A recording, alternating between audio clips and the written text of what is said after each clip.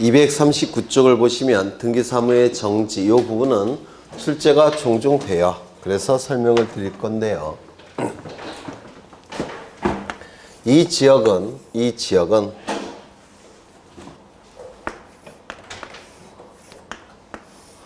A라는 등기소가 담당하는 지역입니다. 그런데 이 지역에 전쟁이나 천재지변이 발생을 했다는 겁니다. 그러면 등기소가 등기사무를 처리할 수 있습니까? 없습니까? 없겠죠. 따라서 대법원장은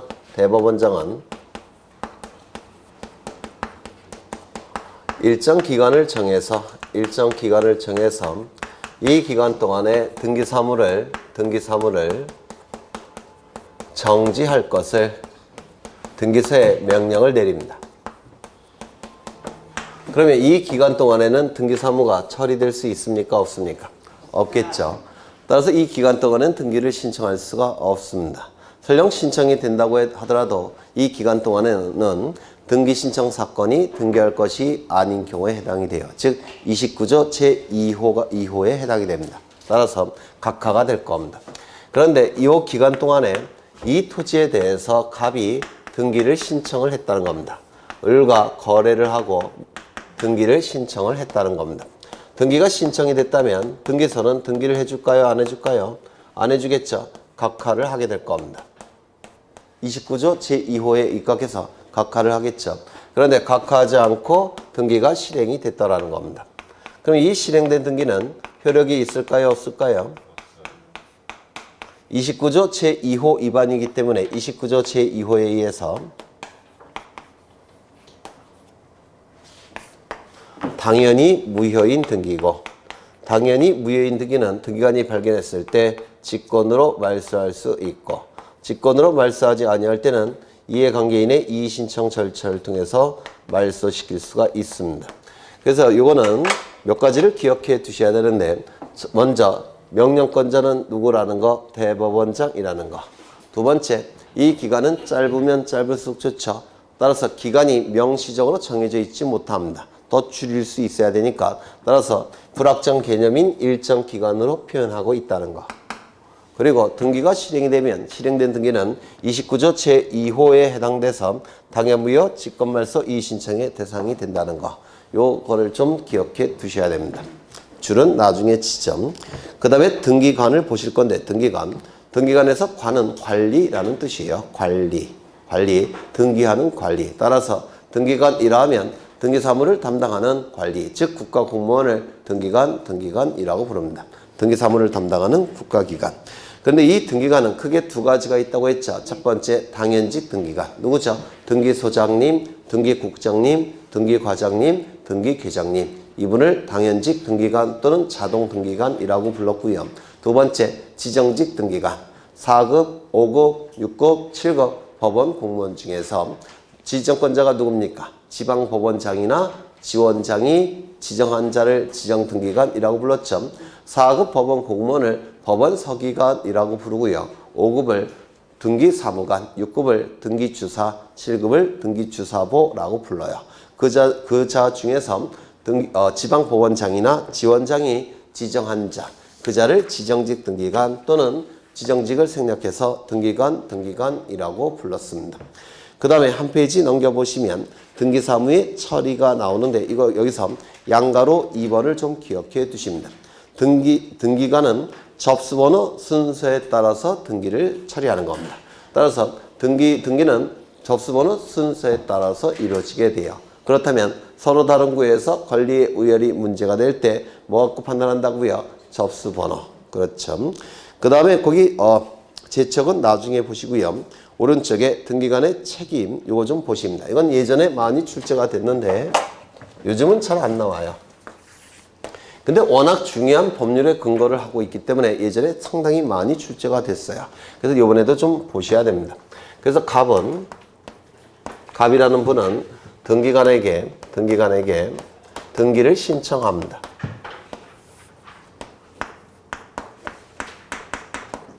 그랬더니 이 등기관은 등기를 해줬는데 이 등기가 제대로 된 등기가 아니라 부실한 등기를 해줬다는 겁니다. 예를 들어서 갑은 10억 원에 대해서 저당권 등기를 등기관에게 신청을 했습니다.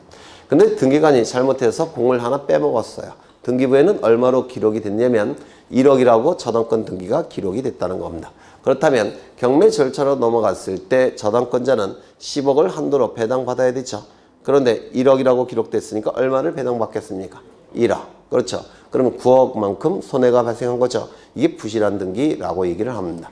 이때 이 등기관이 이 부실한 등기를 일부러 또는 과실로, 여기서 법률 용어가 나오는데요.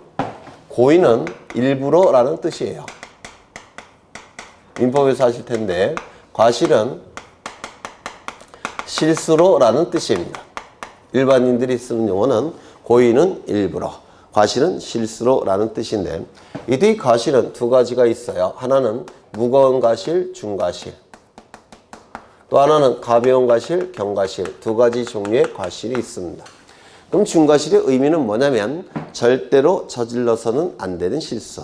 이를 중과실이라고 부릅니다.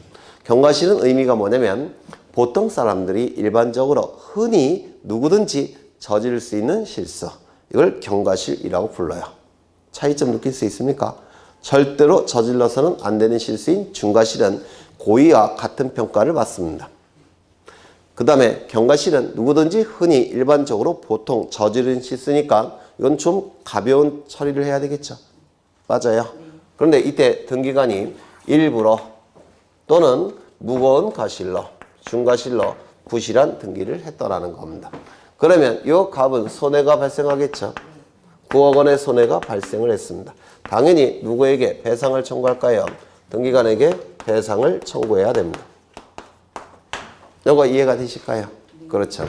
그런데 문제는 이 등기관이 9억이 있을 수도 있지만 9억이 없을 수도 있죠. 예를 들어서 등기간 5년 차예요. 그러면 5년 동안 받은 월급 다 모아봤자 5천만 원, 2억 5천 밖에 없어요. 유산을 받지 못한 상태라고 한다면 배째라 이렇게 얘기하겠죠. 자력이 충분하지 않다는 겁니다. 개인은. 그러면 이 손해를 갑이 감수해야 되느냐? 그건 아니에요. 왜냐하면 등기관은 국가 소속의 공무원이고 국가가 등기관을 제대로 감독을 못한 겁니다. 따라서 국가에게 책임을 물을 수가 있습니다. 제대로 등기관을 감독을 못한 거이기 때문에 그래요. 그래서 이 값은 국가에게 감독을 제대로 못한 것에 책임을 물어서 배상 청구가 가능합니다. 그러면 이때 이 값은 등기관에게 9억 배상 청구하고 국가에게도 배상을 9억을 청구한다면 손해는 9억인데 18억을 배상받겠죠. 이건 손해배상 책임의 정면으로 충돌합니다. 손해배상 책임의 가장 중요한 원칙은 뭐냐면 손해가 발생한 것만큼만 배상을 받는 겁니다. 그러면 갑의 입장에서는 둘 중에 한 군데를 선택해야 되겠죠. 여러분 같으면 누굴 선택할까요? 돈이 많은 국가. 따라서 국가에게 배상을 청구하는 겁니다. 그러면 배상을 해준 상태에서 국가는 등기관에게 책임을 물을까요? 안 물을까요? 물어야 되겠죠. 그 책임을 어떻게 물으냐면 배상을 해준 거에 대해서 보상을 구하는 권리를 행사합니다. 이를 구상권이라고 불러요. 얼핏 되셨을까요? 되셨죠? 두 번째, 갑이 등기관에게 등기를 신청했는데 등기관이 부실한 등기를 해줬습니다. 그런데 이 부실한 등기가 가벼운 실수에 의한 부실한 등기예요. 경과실. 보통 사람이라면 흔히 저지르는 실수. 일반적으로 누구든지 저지를 수 있는 실수. 이런 가벼운 과실을 통해서 공을 하나 빼먹었다는 겁니다. 그러면 이때 이 갑은 손해에 대해서 경과실이 있는 이 등기관에게 배상 청구할 수 있을까요? 없을까요? 네? 만약에 배상을 청구할 수 있다면 이놈의 등기관이라는 직업은 정말 위험한 직업이죠. 그렇지 않습니까? 누구든지 흔히 보통 저지른 실수 때문에 9억을 배상해 줘야 된다면 저 같으면 절대 안 해요. 월급을 암만 많이 주더라도. 한 달에 1억 주면은 할 것 같긴 한데 한 달에 1억 이상 안 주면 안 합니다. 너무나도 위험한 직업이 돼버려요. 따라서 이 등기관이라는 직업을 존치시키기 위해서는 이 경과실이 있을 때는 면책을 시켜야 됩니다. 면책을 시킵니다. 그러면 이때 이 손해를 갑이 감수해야 되냐? 그건 아닙니다. 등기관은 국가 소속의 공무원인데 국가가 제대로 감독을 못한 겁니다. 이런 실수도 저지르지 못하게끔 감독을 해야 됩니다. 따라서 갑은 누구에게 배상 청구할 수 있느냐면 국가에게 배상 청구할 수가 있습니다. 이거는 안 되지만. 여기까지 이해가 되실까요? 그렇죠. 그러면 국가가 배상을 해준 다음에 구상권 행사할 수 있을까요? 없을까요? 구상권을 행사할 수 있다고 한다면 면책시킨 건 의미가 없어져 버려요. 맞아요. 등기관은 갑에게는 9억을 배상할 필요가 없지만 국가에 9억 원을 줘야 된다고 한다면 면책은 의미가 없어지죠. 따라서 구상권도 행사할 수가 없습니다. 이거 얼핏 이해가 되실까요? 그렇죠. 그러면 이러한 표가 나타납니다.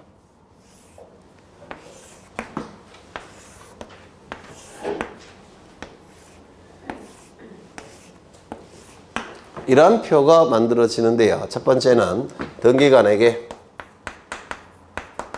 고의나 중과실이 있는 경우, 두 번째는 등기관에게 가벼운 과실만 있는 경우, 이렇게 둘로 나눠서 판단을 해야 됩니다. 그러면 첫 번째, 국가에게 배상 청구할 수 있느냐? 국가에 배상 청구할 수 있느냐? 국가가 제대로 감독을 못한 겁니다.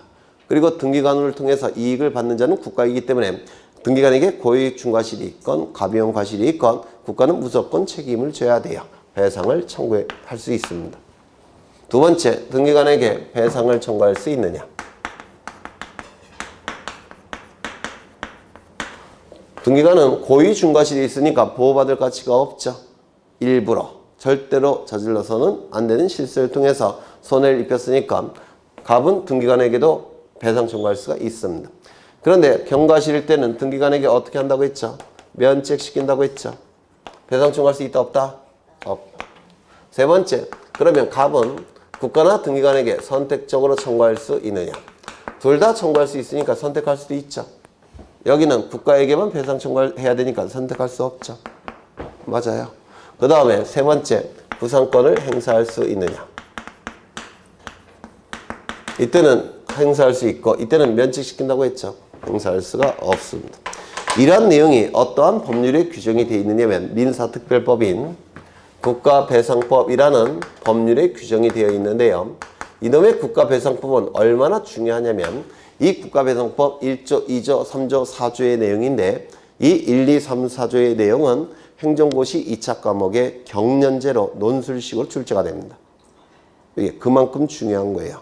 요게 그래서 이것도 출제가 된 적이 있습니다. 우리 중개사 시험에 국가배상법에 의한 책임이라는 거 이것도 출제가 된 적이 있습니다. 워낙 행정법에서 중시되는 영역이어서 좀 기억해 두셔야 됩니다. 물론 예전에는 많이 나오는데 요즘은 최근에는 잘 안 나와요. 근데 워낙 중요하기 때문에 좀 기억해 두셔야 되는데요. 책만을 읽으시면 이게 명확하게 구분이 안 돼요. 책만을 읽으시면 그래서 이 표를 좀 기억해 두셔야 합니다. 재정보증제도 이런 건 뭐 읽어보시면 될 테고 이제 등기에 관한 정보를 보십니다. 등기에 관한 정보. 등기부는 크게 두 가지로 나눠진다고 했죠. 건물등기부, 토지등기부. 기억나실까요? 건물등기부는 공시의 편의를 위해서 일반 건물등기부, 집합건물등기부 둘로 나눠진다고 했죠. 그리고 등기부는 표제부, 갑구, 을구로 구성되어 있고 표제부는 부동산의 표시에 관한 정보를, 갑구에는 소유자에 관한 정보를, 을구에는 소유권 이외의 권리에 관한 정보들을 기록한다라고 했습니다. 맞아요. 그렇죠. 그 다음에 등기부를 편성하는 방법은 기억나십니까? 물건을 기준으로 편성한다면 물적 편성주의, 사람을 기준으로 편성한다면 인적 편성주의, 시간의 흐름에 따라서 편성한다면 연대적 편성주의라고 했죠. 이때 우리 부동산 등기법은 한 개의 건물, 한 필의 토지마다 하나의 등기 기록을 둔다라는 규정을 15조에 규정을 두고 있기 때문에 1부동산 1등기 기록의 원칙상 물적 편성주의를 채택하고 있다라고 설명을 드린 적이 있는데 기억이 얼핏 나실까요? 나시겠죠? 네. 그래서 오른쪽 243쪽을 보시면 원칙 1부동산 1등기 기록의 원칙이 부동산 등기법 제15조에 규정을 두고 있습니다. 다만 집합건물 등기부에는 예외가 존재하는데요. 이제 집합건물 등기부를 보실 겁니다. 이거 지워도 될까요? 네, 이거 또 할 거예요. 나중에.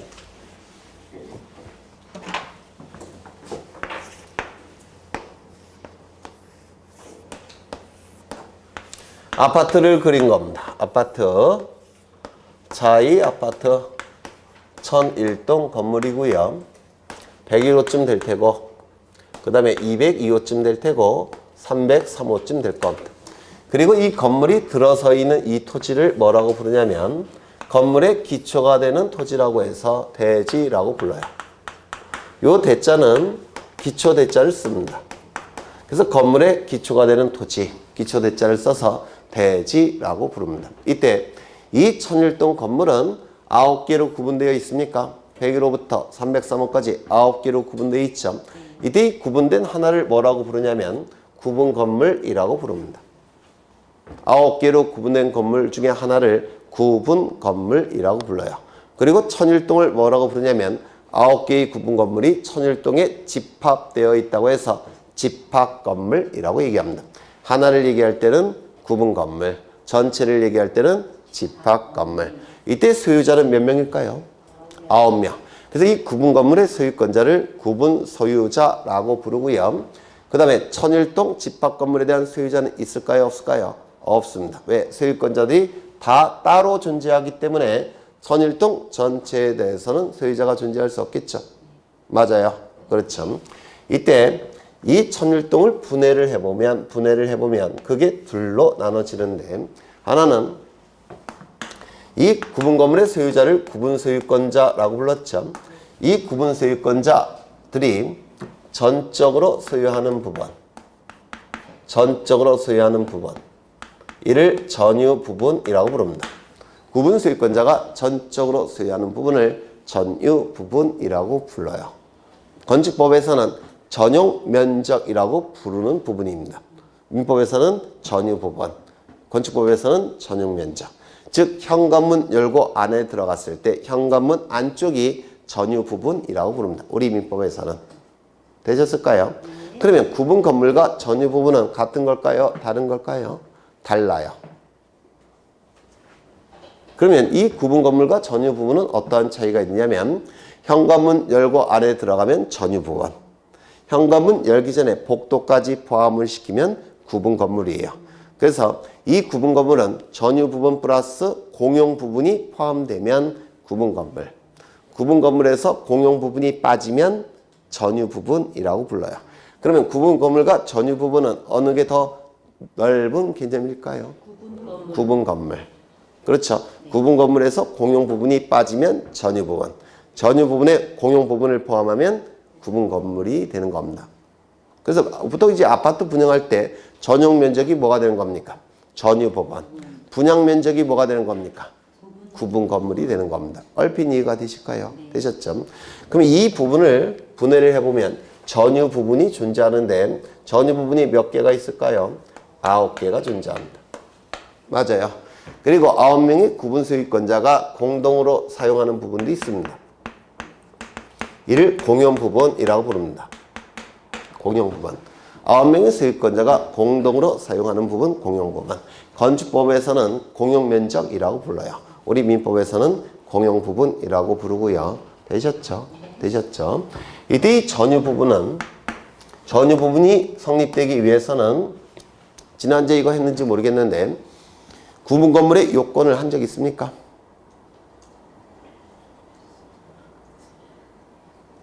지금 하면 되죠. 구조상 독립성, 이용상 독립성이 있어야지만 구분 건물이 될 수가 있어요.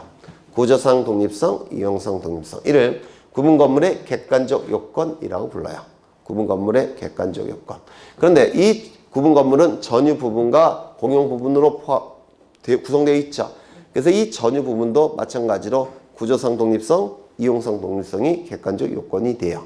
그래서 이 전유 부분이 성립되기 위해서는 구조상으로 독립적으로 만들어져야 되고 이용할 때도 독립적으로 이용할 수 있어야 됩니다. 그래야지만 구분 건물 전유 부분이 성립이 됩니다. 그러면 이 전유 부분은 구조상 독립성이 인정이 되니까 면적이 특정되어 있겠습니까? 현관문 열고 안에 들어가면 그 안이 전유 부분이라고 했죠. 면적이 정해져 있어요? 정해져 있지 않아요? 정해져 있죠. 따라서 면적을 기록하는 표제부가 있어야 됩니다. 건물은 소재, 지번, 종류, 구조, 면적을 어디에 기록합니까? 표제부에. 그래서 면적이 정해져 있기 때문에 면적을 기록하는 표제부가 존재해야 됩니다. 그렇죠. 그 다음에 소유권자가 따로 있습니까? 따라서 소유권자를 기록해야 될 갑구도 있어야 됩니다. 그 다음에 소유자가 돈이 필요하면 은행에 담보 잡히고 저당 잡히고 돈 빌릴 수 있어야 되겠죠. 따라서 소유권 이외의 권리를 기록해야 될 을구도 존재해야 됩니다. 따라서 전유 부분은 표제부, 갑구, 을구가 다 존재합니다. 표제부, 갑구, 을구가 다 존재해요. 되셨을까요? 그럼 여기 전유 부분이 9개가 있으니까 표제부, 갑구, 을구로 구성된 이 세트가 몇 세트가 있을까요? 9세트가 존재할 겁니다. 저 건물 안에는. 되셨을까요? 두 번째 공용 부분은 그게 둘로 나눠지는데요. 첫 번째, 구조 자체가 9명의 소유자가 공동으로 사용할 수 있게끔 만들어진 부분. 구조상 공용 부분이라고 부릅니다. 구조 자체가 공동으로 사용할 수 있게끔 만들어진 부분. 구조상 공용 부분이라고 부르는데요. 여기에 해당되는 게 뭐가 있느냐면 복도, 계단, 엘리베이터 이런 것들은 구조 자체가 공동으로 사용할 수 있게끔 만들어진 부분입니다. 얼핏 이해가 되셔요? 그러면 여기에 계단이 설치되어 있겠죠. 비상계단이. 그럼 이때 303호 옆에 설치된 이 비상계단은 303호 소유자인 갑만이 사용 수익할 수 있는 겁니까? 아니겠죠. 따라서 특정인만 사용할 수 있는 면적이 정해져 있을까요? 정해져 있지 않을까요? 정해져 있지 않습니다. 따라서 면적이 특정되지 않기 때문에 이 구조상 공용 부분은 표제부가 있을까요? 없을까요? 소유자가 따로 있습니까? 아니면 9명이 다 소유자입니까? 9명이 다 소유자로 고정되어 있어요.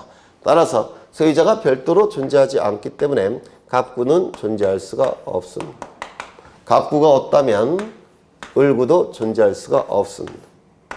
따라서 이 구조상 공용 부분은 등기할 수 있을까요? 없을까요? 등기가 불가능합니다. 표제부도 없고 갑구도 없고 을구도 없기 때문에 등기 자체가 애당초 불가능합니다. 맞아요? 맞죠?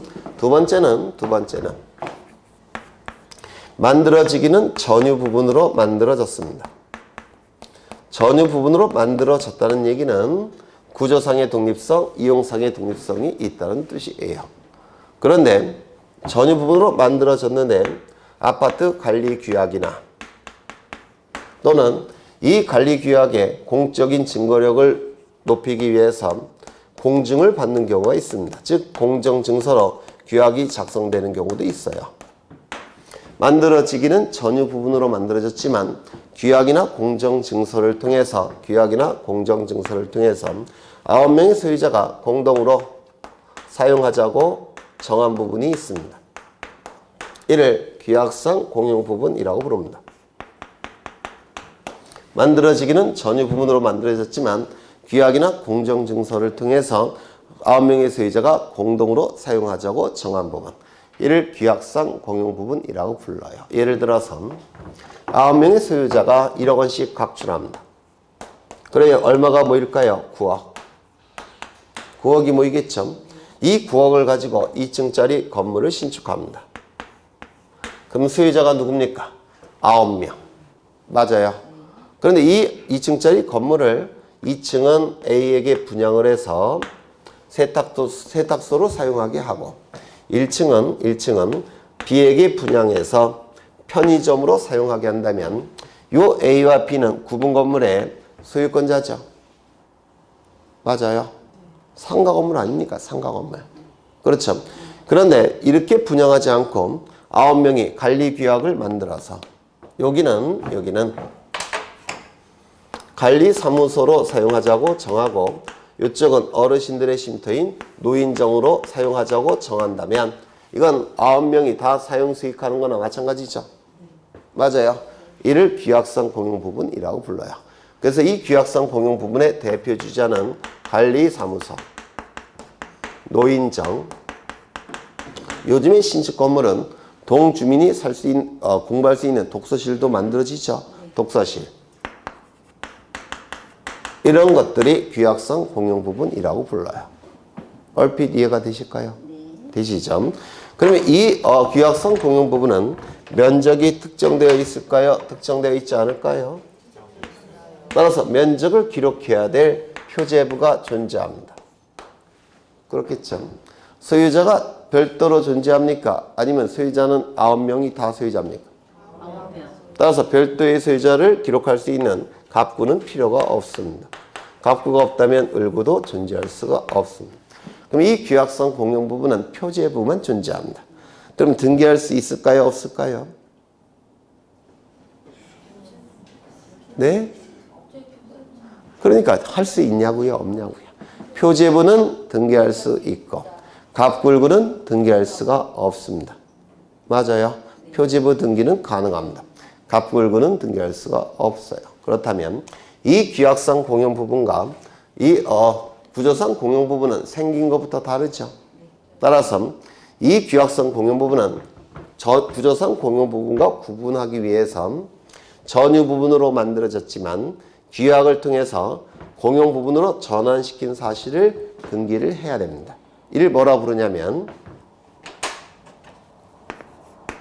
규약상 공용 부분이라는 사실의 등기라고 불러요. 또는 규약상 공용 부분이라는 취지의 등기 또는 뜻의 등기 이렇게도 부릅니다. 다 같은 뜻인데요. 왜 같은 뜻이 되느냐면 국회의원분들이 법을 만들 때 어떤 해는 이 용어를 썼고 어떤 해는 이 용어를 쓰고 어떤 해는 이 용어를 썼습니다. 등기법을 만들 때 또는 개정할 때. 그래서 이게 다 같은 뜻이 돼버려요. 규약상 공용 부분이라는 사실의 등기, 규약상 공용 부분이라는 취지의 등기. 전유 부분을 규약을 통해서 공용 부분으로 전환시켰다는 사실을 등기한다는 겁니다. 이를 규약상 공용 부분이라는 사실의 등기, 취지의 등기, 뜻의 등기라고 불러요. 그러면 이 등기는 어디다가 등기를 할까요? 표제부일까요? 갑굴구일까요? 당연히 표제부밖에 없으니까 여기다 등기하겠죠. 그렇죠. 당연히 표제부에 등기하는 겁니다. 갑굴구는 존재하지 않기 때문에 갑굴구에는 등기할 수가 없어요. 표제부 등기는 단독 신청인데요. 소유권자나 소유권의 등기명인이 이 등기를 단독으로 신청하는 겁니다. 얼핏 이해가 되실까요? 네. 근데 이 규약성 공용 부분은 전유 부분으로 만들어졌는데 규약을 통해서 공용 부분으로 전환시킨 거죠. 맞아요. 그렇다면 규약이 폐지가 된다면 원상태로 복귀가 돼야 되겠네요. 원인이 폐지가 됐으니까. 맞아요. 규약을 통해서 전환시킨 거니까 규약이 폐지가 된다면 당연히 원상태로 복귀되겠죠. 그러면 원상태로 복귀된다는 얘기는 공용 부분이 전유 부분으로 복귀된다는 뜻이죠. 근데 전유 부분이란 말 자체가 구분 소유권자가 전적으로 소유하는 부분이니까 전유 부분으로 복귀가 된다. 소유권자가 나타나겠죠. 맞아요. 구분 소유권자가 나타날 겁니다. 소유권을 취득하는 자가 나타날 거예요. 이 소유권을 취득하는 자가 A라고 한다면 A는 101호 소유자부터 303호 소유자와 매매계약 체결하겠죠. 그래요, 안 그래요? 네, 맞죠. 매매계약 체결한 다음에 A 될 겁니다. 이때 등기는 무슨 등기 신청할까요? 소유권 이전 등기 신청할까요? 소유권 보전 등기를 신청할까요? 101호 소유자와 A가 101호 소유자부터 303호 소유자 9명과 매매계약을 체결한다면 무슨 등기를 신청하는 게 맞아요? 소유권 이전 등기. 그렇지 않습니까? 그런데 문제는 소유권 이전 등기를 할 수가 없어요. 왜? 갑구가 없으니까. 갑구가 있어야지만 소유권 이전 이렇게 할 수 있지 않습니까? 소유권 이전 등기는 할 수가 없습니다. 그럼 무슨 등기를 해야 되느냐? 갑구를 만드는 등기를 해야 됩니다. 갑구는 소유권 보전 등기를 통해서 만들어져요. 이렇게. 따라서 이전 등기가 아니라 무슨 등기 신청할까요? 보전 등기. 이게 시험에 아주 잘 나와요. 이전 등기를 신청해야 된다. 이렇게 출제합니다. 이전 등기가 아니라 갑구를 만드는 등기인 보전 등기를 신청하는 겁니다.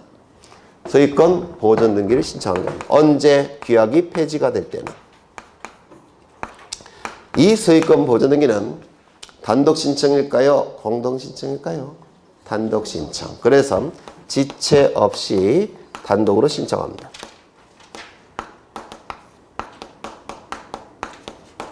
그러면 지체 없이 보전 등기를 단독으로 신청한다면 이 등기가 만들어지겠죠? 맞아요. 그러면 이거는 여기서 이게 기록되어 있는데 이거는 여전히 내버려 둘까요? 없애야 될까요? 더 이상 공용 부분이 아니죠. 이 등기는 어떻게 해야 됩니까? 말소시켜야 되겠죠. 등기관이 직권으로 말소합니다.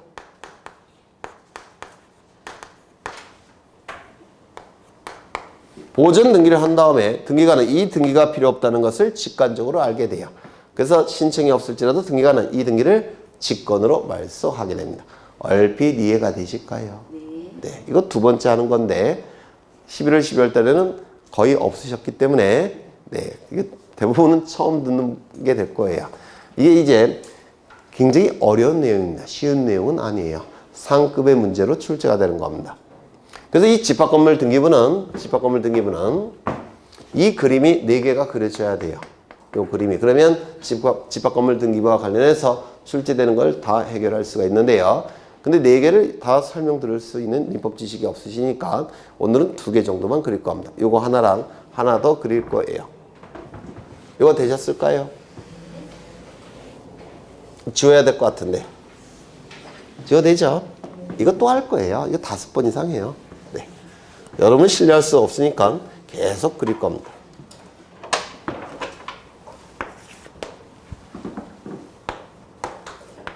이제 아주 어려운 걸 보실 거예요.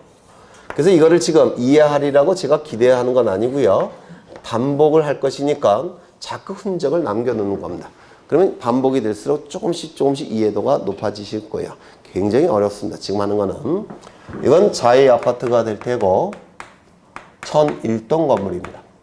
그리고 여기는 101호쯤 될 테고 202호쯤 될 테고 303호쯤 될 겁니다. 이 건물이 들어서 있는 토지를 대지라고 불러요.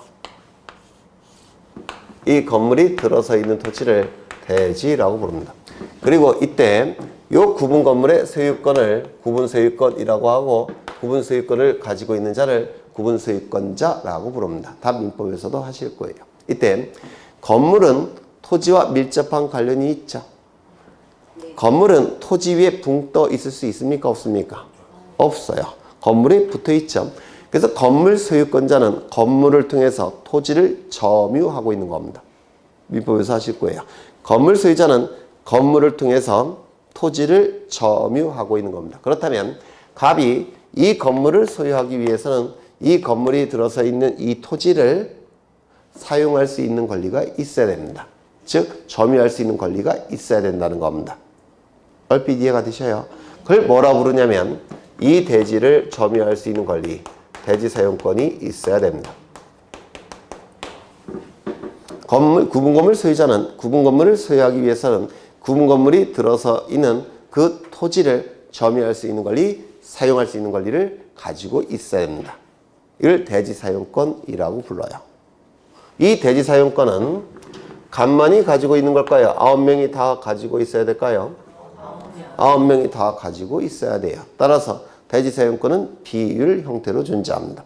그럼 이 대지 사용권의 비율은 어떻게 결정이 되느냐면 구분 건물의 면적 비율로 결정한다. OX, AX예요. 구분 건물의 면적 비율로 결정하지 않고요. 전유 부분 면적 비율로 결정합니다. 전유 부분 면적 비율. 의미가 다르죠. 구분 건물은 공용 부분이 포함된 개념이고 전유 부분은 공용 부분이 빠진 개념이에요. 그래서 구분 건물 면적 비율이 아니라 전유 부분 면적 비율로 결정을 합니다. 그렇다면 이 9개의 전유 부분이 만약에 다 똑같다라고 한다면 9명은 얼마씩 가지고 있을까요? 전유 부분의 면적이 다 똑같다고 한다면 소유자들은 얼마씩 가지고 있을까요? 9분의 1씩. 맞아요. 9명이 9분의 1씩 가지고 있는 겁니다. 대지 사용권을. 이때 갑이 가지고 있는 비율도 얼마가 될까요? 9분의 1이 될 겁니다.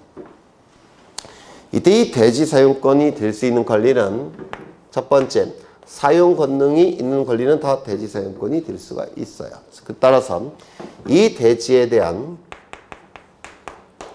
소유권, 대지 사용권이 될 수가 있습니다. 왜냐하면 소유권은 사용 권능, 수익 권능, 처분 권능으로 구성되어 있죠. 맞아요.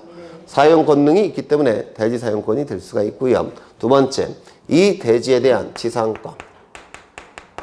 사용 권능 있습니까? 있죠. 사용 수익 권능. 그렇죠. 그 다음에 지역권은 빠집니다. 지역권은 안 돼요. 왜냐하면 지역권은 두 토지 간의 이용 관계를 조절하는 권리입니다. 두 토지가 있어야 돼요.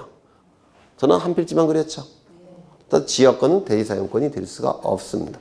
그 다음에 전세권. 대지사용권이 될 수 있을까요? 있겠죠. 그 다음에 용익채권인 임차권.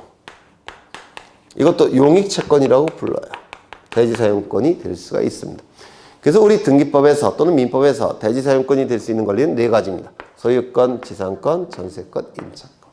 그런데 이때 구분소유권자는 구분 건물을 통해서 이 토지를 점유할 수 있는 권리가 대지사용권이라고 했죠. 맞아요.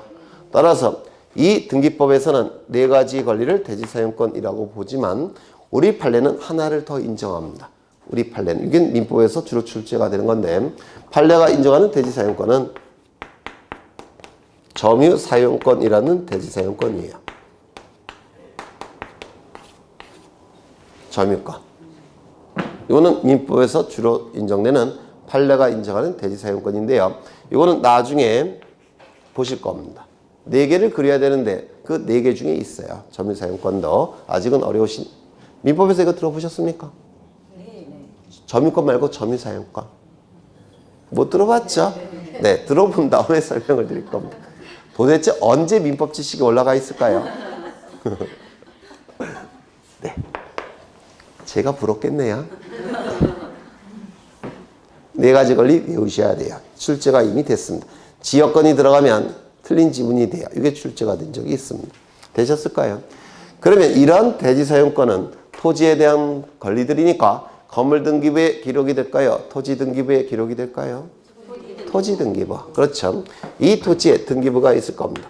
표제부가 있을 테고 갑구도 있을 테고 을구도 있을 겁니다. 토지 등기부가.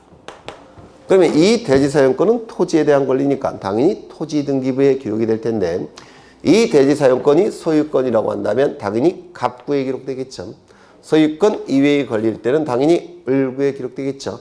그래서 대지사용권이 소유권일 때는 갑구에 이렇게 기록합니다. 소유권 9분의 1씩 갑부터 9명이 다 등기될 겁니다. 이렇게. 맞아요. 대지사용권이 전세권이라고 한다면 을구에 전세권 9분의 1씩 갑부터 9명이 다 여기에 등기가 될 겁니다. 이 등기된 권리를 뭐라 부른다고요? 대지사용권. 되셨나요? 그렇죠. 이때 갑이 을과 매매 계약을 체결합니다. 그리고 소유권 이전 등기까지 해줍니다. 그러면 을은 새로운 소유자가 되겠죠. 맞아요. 그런데 구분건물 소유자는 반드시 구분건물을 소유하기 위해서는 구분건물이 들어서 있는 대지를 사용할 수 있는 권리가 있어야 돼요. 그럼 을은 303호만 취득해서는 안 됩니다. 뭐도 취득해야 될까요? 대지 사용권도. 따라서 을은 이것도 취득을 해야 됩니다. 요거 이해가 되실까요? 그러면 당연히 여기에 등기가 되겠죠. 9분의 1 소유권 이전 을 이런 등기가 이루어져야 돼요. 맞아요. 만약에 전세권이 대지사용권이라고 한다면 9분의 1 전세권 이전을 이렇게 등기를 해야 됩니다. 이를 대지사용권의 일체성이라고 부릅니다. 대지사용권은 구분건물과 일체적으로 등기가 돼야 된다고 해서 대지사용권의 일체성이라고 불러요. 여기까지 되셨을까요? 이렇게 신뢰가 안 가죠? 네. 아직까지는 그나마 괜찮죠? 네. 이제 요 건물의 등기부를 확인할 겁니다. 건물의 등기부를 확인할 건데요. 일단 이 천일동을 딱 이쪽을 딱 보면 천일동이 눈에 확 띄죠. 그렇죠. 따라서 천일동에 대해서 먼저 면적이 특정되어 있을까요? 특정되어 있지 않을까요? 천일동은 특정되어 있죠. 따라서 면적을 기록해야 될 표제부가 있을까요? 없을까요? 있습니다. 그 다음에 천일동 전체에 대한 소유자가 있을까요? 없을까요? 없어요. 천일동은 다 따로 소유자가 있는 것이죠. 따라서 전체에 대한 소유자는 없습니다. 전체에 대한 소유자가 존재하지 않으니까 갑구는 있을까요? 없을까요? 없습니다. 갑구가 없다면 을구도 없습니다. 그렇겠죠. 두 번째, 101호는 101호. 전유 부분은 다 표제부, 갑구, 을구가 존재하죠.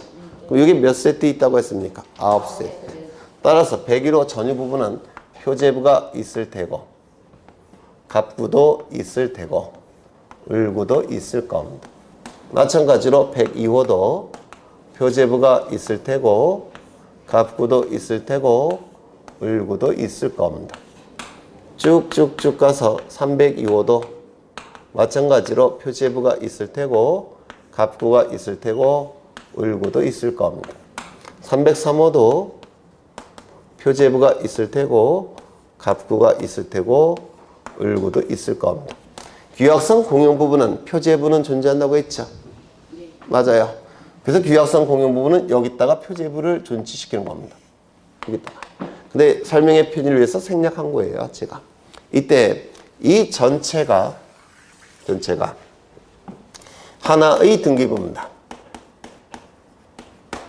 한 개예요. 전체가 하나의 등기부입니다. 그렇다면 천일동 등기부 이거 맞습니까? 천일동 등기부 여기 있잖아요. 따라서 이 등기부의 이름은 집합건물 등기부라고 불러요. 정확하게는 집합건물 등기기록이라고 부릅니다. 이 등기부의 이름을 301호 등기부 이거 맞습니까? 301호 있죠? 여기 있는 겁니다. 여기 301호 말고 302호 등기부 이거 맞습니까? 여기 있잖아요. 302호.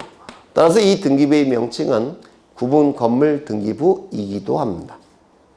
303호도 여기 있네요. 이 등기부의 이름은 구분건물 등기부이기도 해요. 정확하게는 구분건물 등기기록이기도 합니다. 이게 한 개짜리니까. 따라서 이 등기부는 집합건물 등기기록이면서 동시에 구분건물 등기기록이 됩니다. 한 개짜리니까. 이거 얼핏 이해가 되셔요? 그렇다면 법적인 부동산은 몇 개일까요? 법적인 부동산은 자본주의 사회에서는 소유권을 기준으로 합니다.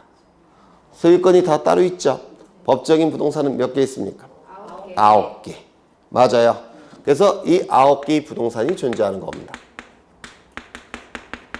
그렇죠. 법적인 등기 기록은 몇 개가 있습니까? 한 개가 존재합니다. 그러면 이 집합건물 등기 기록에서는 1부동산 1등기 기록의 원칙이 적용될까요? 적용되지 않을까요? 적용되지 않습니다. 법적인 부동산은 분명히 9개인데 소유권을 기준으로 하기 때문에 그래요. 법적인 부동산은 9개인데 법적인 등기 기록은 하나만 존재합니다. 따라서 이 집합건물 등기 기록은 또는 구분건물 등기 기록은 1부동산 1등기 기록의 원칙의 예외다 이렇게 얘기를 합니다. 얼핏 이해가 되셔요? 그렇죠. 그런데 문제는 뭐냐면 이 안을 들여다보니까 안을 들여다본다는 얘기는 실질이라는 표현을 써요. 실질로 판단을 해보니까 보통의 건물 등기부는 표제부, 갑구, 을구로 구성되어 있죠. 그러면 여기에 보통의 이 구분 건물마다 표제부, 갑구, 을구가 다 따로 있습니다. 맞아요? 그러면 그 안을 들여다보니까 즉 실질로 판단을 해보니까 9개의 부동산인데 보통의 등기부를 구성하고 있는 표제부, 갑구, 을구가 몇 세트가 있습니까? 9세트. 실질로 본다면 9개의 등기 기록이 있다라고도 볼 수 있더라는 겁니다. 실질로 본다면. 그러면 실질이라는 문구가 들어가게 되면 1부동산 1등기 기록의 원칙에 적용되는 겁니까? 적용이 안 되는 겁니까? 적용된다 이렇게 얘기를 해요. 그러니까 둘로 나눠서 판단을 해야 돼요. 실질이라는 문구가 없다면 형식적으로 보는 거니까 이때는 1부동산 1등기 기록의 원칙의 예외입니다. 법적인 부동산은 9개, 형식적인 등기 기록은 1개. 그런데 실질로 본다면 1부동산 1등기 기록의 원칙도 적용된다 이렇게 보겠다는 겁니다. 이거 얼핏 이해가 되셔요? 되시죠? 네. 하나 더. 을은 갑과 매매 계약을 체결하고자 합니다. 매매 계약을 체결할 때는 먼저 매매 계약 체결을 하기 전에 등기부 확인해 봐야 되겠죠. 등기부를 확인하는 것을 등기기록의 공개제도라고 불러요. 이 등기기록의 공개제도는 두 가지가 있는데요. 첫 번째, 등기기록을 눈으로 보는 경우가 있습니다. 등기기록의 열람제도라고 불러요. 이 열자 안에는 눈으로 본다라는 뜻을 가지고 있고요. 람자도 눈으로 본다 람자예요. 그래서 등기기록을 눈으로 보는 제도, 열람제도라고 부르고요. 두 번째는 등기사항 증명서 발급제도가 있습니다. 등기사항 증명서 발급제도.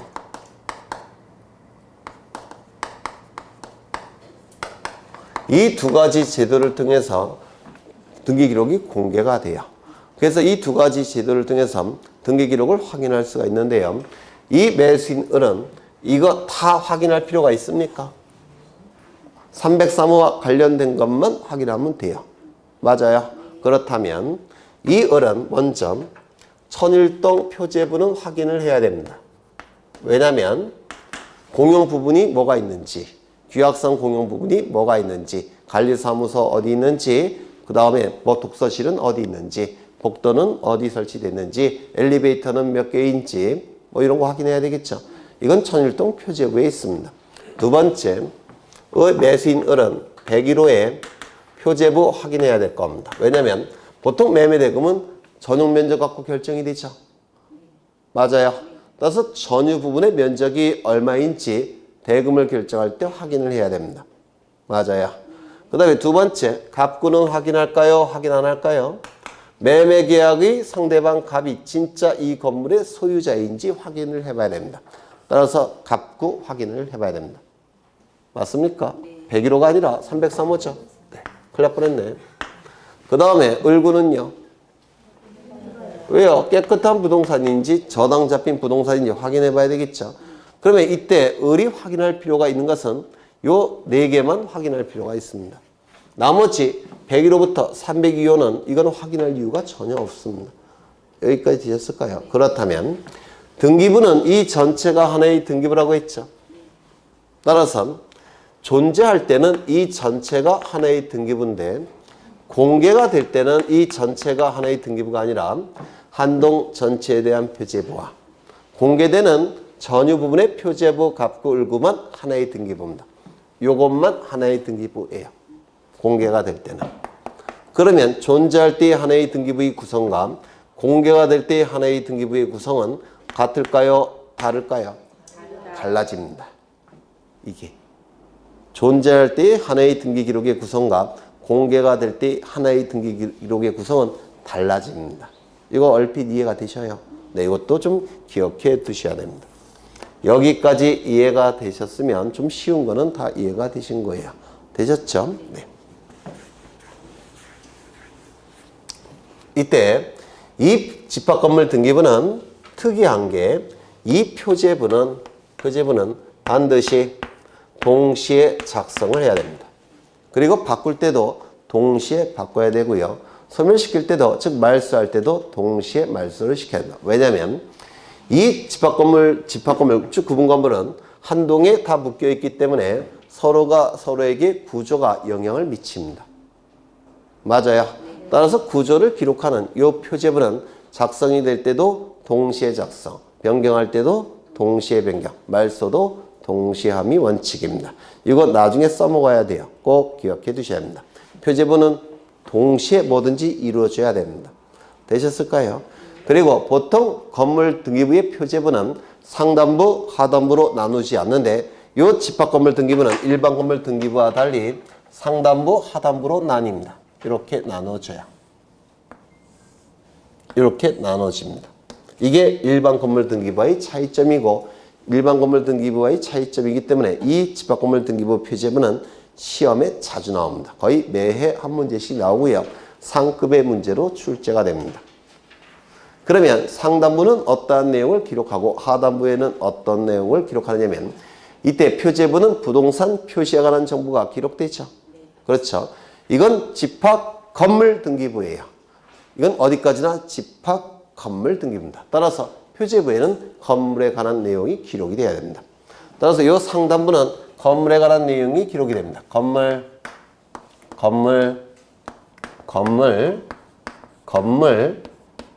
관한 내용이 기록이 돼요. 표제부 상단부에는. 그 다음에 이 건물과 대구 관계를 이루는 토지들이 있죠. 이게 있을 겁니다. 이 토지에 관한 내용이 하단부에 기록이 됩니다. 토지.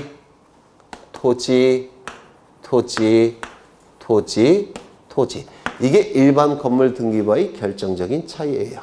상단부는 건물, 하단부는 토지. 이때 천일동 표제부는 천일동에 관한 내용이 상단부에 기록이 되겠죠. 그래서 천일동에 관한 내용이 여기 기록이 됩니다. 제목은 한동 건물의 표시라는 타이틀로 기록합니다. 한동 건물의 표시. 기본적으로 건물의 표시니까 소재, 지번, 종류, 구조, 면적이 기록되겠죠. 소지종구면. 맞습니까? 그런데 이 아파트 같은 집합 건물은 이름이 있어요. 명칭. 그리고 번호도 있습니다. 번호. 그래서 지번 옆에 건물의 명칭과 건물의 번호도 같이 기록합니다. 그래서 소재, 지번, 건물의 명칭, 건물의 번호, 건물의 종류, 구조, 면적이 기록이 됩니다. 얼핏 이해가 되셔요? 소재, 지번, 명칭, 번호, 종류, 구조, 면적. 이게 일반 건물과의 차이점이에요. 그 다음에 상단부는 한동 건물의 표시라는 타이틀로 기록하고요. 그 다음에 이 한동 건물과 대구 관계를 이루는 토지는 이거 전체겠네요. 맞습니까? 따라서 이 토지 전체에 관한 내용이 여기에 기록이 됩니다. 제목은 대지권의 목적인 토지의 표시라는 타이틀로 기록합니다. 다시요. 대지권의 목적인 토지의 표시. 토지의 표시니까 기본적으로 소재, 지번, 지모, 면적이 기록이 될 겁니다. 맞아요. 다시요. 여기는 제목이 뭐라고요? 한동 건물의 표시. 여기는 대지권의 목적인 토지의 표시. 그렇죠.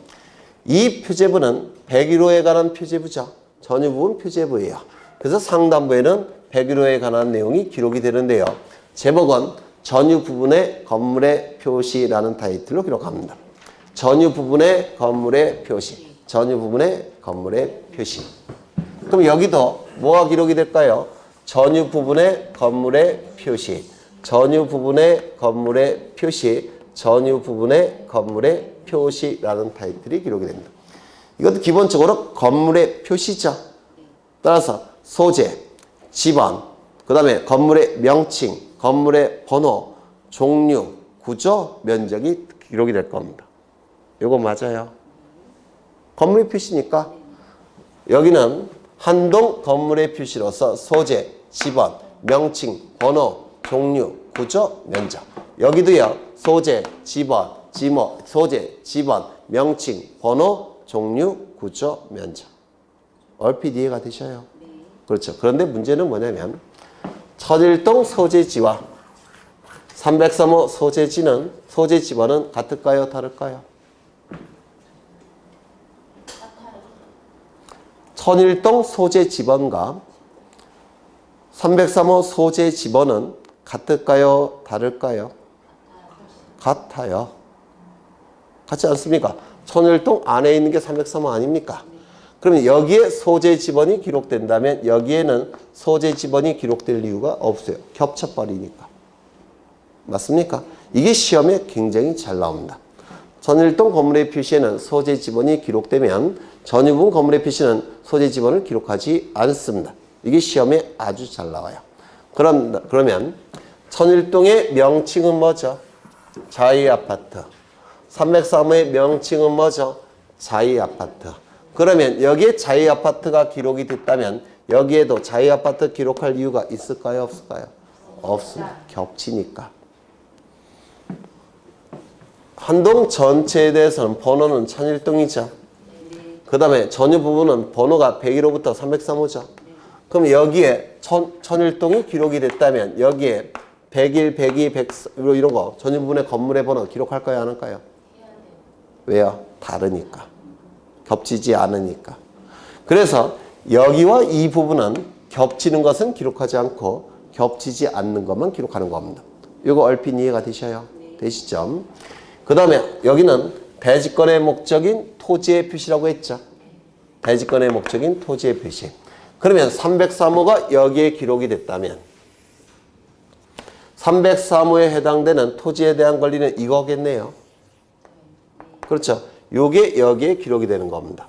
그래서 101호 소유자가 갖고 있는 대지 사용권은 여기에, 102호 소유자가 갖고 있는 대지 사용권은 여기에, 302호 소유자가 갖고 있는 대지 사용권은 여기에, 303호 소유권자가 갖고 있는 대지 사용권은 여기에 기록하는 겁니다. 그래서 대지 사용권이 여기에 기록이 돼요. 제목은 대지권의 표시라는 타이틀로 기록합니다. 대지권의 표시. 대지권의 표시, 대지권의 표시, 대지권의 표시, 대지권의 표시, 대지권의 목적인 토지의 표시. 대지권의 표시는 대지권의 종류와 대지권의 비율을 기록합니다. 다시요. 대지권의 표시는 대지권의 종류와 대지권의 비율을 표시합니다. 그러면 대지권의 표시는 소유권이 대지권이면, 대지사용권이면 소유권, 대지권, 9분의 1 이렇게 표시하는 겁니다. 여기도 소유권, 대지권, 9분의 1, 소유권, 대지권, 9분의 1, 소유권, 대지권, 9분의 1. 제목은요. 대지권의 표시. 되셨을까요? 그러면 다시 한번 확인하죠. 한동 건물의 표시, 대지권의 목적인 토지의 표시로서 소재, 지번, 지목 면적이 기록될 테고요. 전유 부분 건물의 표시, 대지권의 표시, 전유 부분 건물의 표시, 대지권의 표시, 전유 부분 건물의 표시, 대지권의 표시, 전유 부분 건물의 표시, 대지권의 표시. 그러면 하단부만 보죠. 대지권의 목적인 토지의 표시, 대지권의 표시, 대지권의 표시, 대지권의 표시, 대지권의 표시. 그러면 이 하단부에 공통적으로 들어가는 단어가 하나 있는데 뭘까요? 대지권. 맞아요. 그래서 이 하단부에 기록하는 등기를 대지권 등기라고 부릅니다. 여기에 뭔가를 기록하는 등기가 뭐라고요? 대지권 등기. 그래서 소재, 지번, 지목, 면적이 기록되고 대지권의 종류와 비율, 대지권 종류와 비율, 대지권 종류와 비율, 대지권 종류와 비율을 기록한 등기가 대지권 등기라고 불러요. 하단부에 기록하는 등기 이름이 뭐라고요? 대지권 등기. 되셨을까요? 대지권 등기가 실행이 되면, 대지권 등기가 실행되면 이 대지 사용권은 이름이 바뀝니다. 대지권이라는 이름으로 바뀌어요. 대지권 등기가 실행이 되면 대지 사용권은 이제 안 쓰고요. 대지권이라는 이름으로 바뀌게 됩니다. 그렇다면 여기에 빈칸으로 되어 있다면 저 권리의 이름이 뭐라고요? 대지 사용권. 여기에 대지권의 종류와 비율이 기록되고 소재, 지번, 지목, 면적이 기록이 되면 저 권리의 이름이 뭐라고요? 대지권.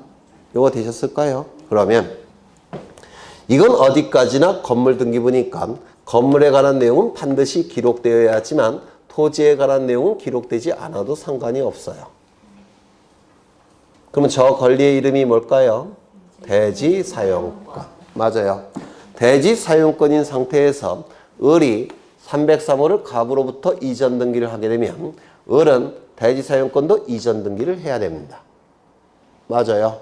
왜? 구분 소유권자는 대지 사용권을 가지고 있어야 되니까. 그렇죠. 그런데 여기에 대지권 등기가 실행이 되면, 즉 대지권의 종류와 비율이 기록이 되면 303호를 갑이 을에게 이전시킬 때 요 상단부는 건물등기부의 기능을 수행합니다. 건물등기부 표제부 갑구 을거, 즉 303호의 소유권이 갑에서 을로 이전되었음을 공시합니다. 맞아요. 그 다음에 요 하단부는 토지등기부의 기능을 수행하게 돼요. 따라서 소유권, 대지권 9분의 1이 갑에서 을로 이전되었음을 공시합니다. 즉 토지등기부 표제부 갑구 을고. 노란색은 건물 등기부 표시제부 갑구 을고. 그렇다면 대지권 등기가 실행이 되면 303호와 소유권 대지권 9분의 1이 이 건물 등기부를 통해서 같이 공시가 되고 있죠. 이거 이해가 돼요? 이를 대지권의 일체성이라고 부릅니다. 대지권의 일체성. 그렇다면 여기 대지권 등기가 실행이 되면 이 노란색은 건물 등기부의 기능을 수행하고 붉은색은 토지 등기부의 기능을 같이 수행하니까 이런 등기를 여기서 할 필요가 있을까요? 없을까요? 없습니다. 따로. 왜? 요 붉은색 부분에서 토지 등기부의 기능을 같이 수행하니까. 이거 이해가 되셔요? 그러면 등기관은 요 대지권 등기를 실행하게 되면 토지 등기부에는 대지 사용권이 대지권이 되었다는 사실을 표시해서 이거 필요 없다는 걸 공시해야 됩니다. 요거 이해가 되실까요? 다시요. 등기관이 대지권 등기를 실행하게 되면 토지 등기부에는 대지 사용권이 이제 대지권이 되었으니까 이러한 등기를 따로 필요 없다는 사실을 표시해야 된다는 겁니다. 왜? 이거 대신 여기서 이미 공시가 돼 있으니까. 이거 얼핏 이해가 되셔요? 토지 등기부에 뭘 표시를 해야 되느냐면 소유권이라는 대지 사용권이 소유권이라는 대지권으로 바뀌었다는 사실을 토지 등기부의 갑구에 표시를 해줘야 됩니다. 왜? 이제는 토지 등기부를 통해서 공시하지 않고 건물 등기부를 통해서 공시한다는 의미로서 대지 사용권이 대지권이 되었다는 사실을 토지 등기부 갑구에 기록을 해줘야 돼요. 이거 얼핏 이해가 되셔요?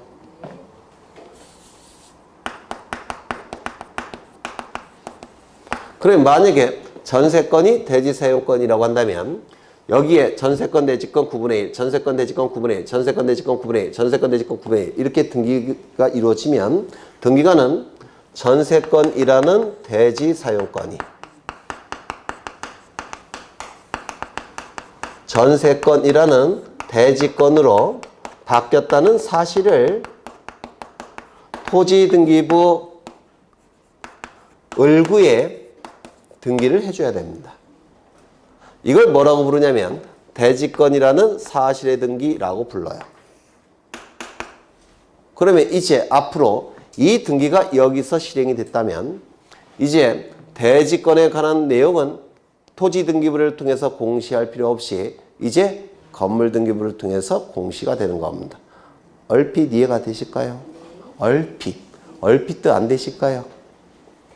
얼핏은 되시죠? 정확하게는 이해가 안 되셔도 괜찮아요. 어차피 기대도 안 하니까. 네. 앞으로 계속 반복이 되면서 이게 섬세하게 기억이 되실 겁니다. 여기에 기록하는 등기 이름이 뭐라고요? 대지권 등기. 여기에 대지권 등기가 되면 여기다가도 이제 대지 사용권이 대지권이 되었다는 사실을 기록해야 된다고 했죠. 그 등기 이름이 뭐라고요? 대지권이라는 사실의 등기. 또는 대지권이라는 취지의 등기, 뜻의 등기 다 똑같은 뜻이에요. 이는 갑구나 을구에 하는 거니까 해당 구에 한다 이렇게 얘기합니다. 등기관은 대지권 등기를 하게 되면 이 등기를 토지 등기부 해당 구의 직권으로 하는 겁니다. 좀 어렵죠? 네, 좀 어려운 거 맞아요. 뭐 스트레스 받을 필요는 없고요. 계속 반복을 할 겁니다. 이게 반복이 되면서 이게 섬세하게 여러분 머릿속에 박히게 되실 거예요. 그래서 이게 대지권 등기에서 가장 어려운 등기입니다. 요게 네. 여기까지 보고 잠시 쉬겠습니다.